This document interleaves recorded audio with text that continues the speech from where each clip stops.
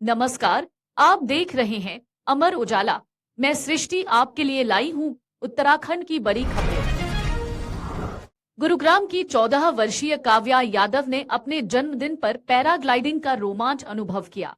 अपने पिता के साथ हरिद्वार में उड़ान भरते हुए काव्या के चेहरे पर खुशी और आत्मविश्वास था। यह अनुभव न केवल उसके जन्मदिन को खास बना गया, बल्कि बेटियों की साहसिकता को भी दर्शाता है।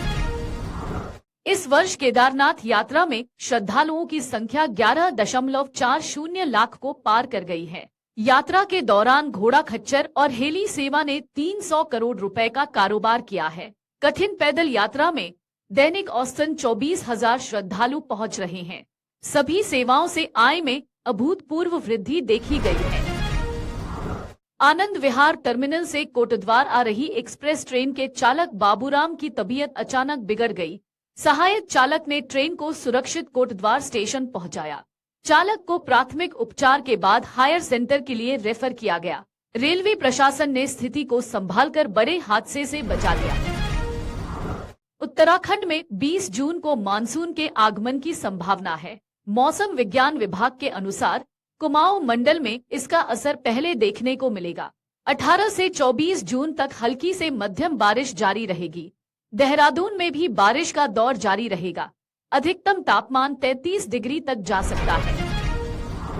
उत्तराखंड के 8 सीमावर्ती गांवों में 882 घरों में बिजली पहुंचाने की प्रक्रिया शुरू हो गई है। वाइब्रेंट विलेज योजना के तहत भारत चीन सीमा पर स्थित 43 आईटीबीपी आउटपोस्ट भी रोशन होंगे, जिससे स्थानीय नागरिकों को शिक्षा, स्वास्थ्य और रोजगार जैसी सुविधाएं मिलेंगी। राष्ट्रपति भ्रमण के चलते 3 दिन तक शहर में वाहनों के लिए रूट डाइवर्ट रहेंगे। गुरुवार से शनिवार तक अलग अलग समय पर विभिन्न डाइवर्जन पॉइंट बनाए गए हैं। पुलिस ने सुरक्षा व्यवस्था मजबूत की है और लोगों से सहयोग की अपील की है। चारधाम यात्रा में 22 जून के बाद केदारनाथ हेली सेवा की टिकट बुकिंग पर संदेह बना हुआ है। उत्तराखंड नागरिक उड्डयन विकास प्राधिकरण और आईआरसीटीसी ने तीसरे चरण के स्लॉट की बुकिंग तिथि तय नहीं की है, जिससे यात्रियों में चिंता फैल गई है। मानसून में हेली सेवा का संचालन भी कम हो जाता है। चारधाम यात्रा में अब तक लगभग 32 लाख तीर्थयात्री पहुंच चुके हैं।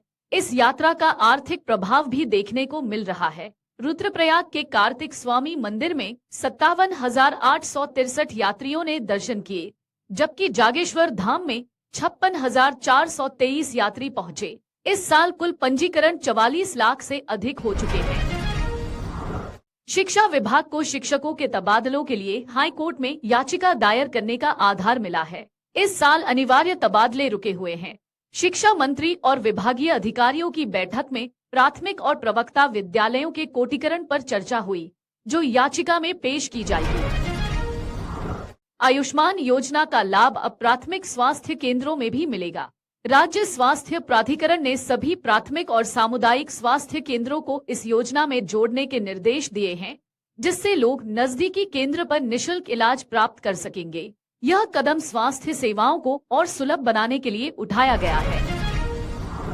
हरिद्वार जिले को छोड़कर 10,000 से अधिक ग्राम, क्षेत्र और जिला पंचायत पदों पर आरक्षण की अंतिम सूची जारी कर दी गई है। 12 जिलों में जिलाधिकारी ने यह सूची पेश की है। विभिन्न क्षेत्रों में अनुसूचित जाति और अन्य श्रेणियों के लिए आरक्षण का विवरण दिया गया है। मुख्यमंत्री पुष्कर सिंह धामी ने आज योगाभ्यास में भाग लिया और सभी को नियमित योग अपनाने के लिए प्रेरित किया। उन्होंने कहा कि योग न केवल शारीरिक स्वास्थ्य के लिए, बल्कि आंतरिक शांति के लिए भी आवश्यक है। सरकार ने योग को रोजगार के अवसर बढ़ाने और उत्तराखंड को वैश्विक योग केंद्र बनाने का संकल्प लिया है।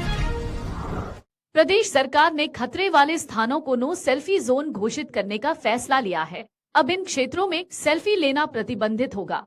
सुरक्षित स्थानों को चिन्हित किया जाएगा और स्थानीय निकायों द्वारा आवश्यक सुविधाएं विकसित की जाएंगी। यह कदम सेल्फी के कारण बढ़ते हादसों को रोकने के लिए उठाया गया है। मुख्यमंत्री पुष्कर सिंह धामी ने अग्निशमन सेवाओं के विस्तार के लिए 23.667 करोड़ रुपए के बजट को मंजूरी दी है। इस राशि से अग्निशमन उपकरणों की खरीद और राज्य के अग्निशमन बेड़े का विस्तार किया जाएगा। इसके अतिरिक्त कई विकास परियोजनाओं के लिए भी वित्तीय स्वीकृति दी गई है। पीएम सूर्यघर योजना के तहत उपभोक्ता राज्य सब्सिडी के नियमों में उलझ गए हैं। 3000 से ज्यादा उपभोक्ता समय पर प्रोजेक्ट लगाने के बावजूद सब्सिडी से वंचित रह गए हैं।